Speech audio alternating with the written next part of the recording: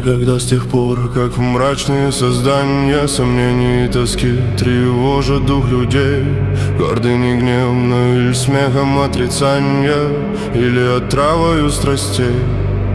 С тех пор, как мудрый змей из праха показался, чтоб демонам взлететь к надзвездной вышине, до ныне никому в мире не являлся столь мощным, страшным, злым, как мне. Мой демон страшен тем, что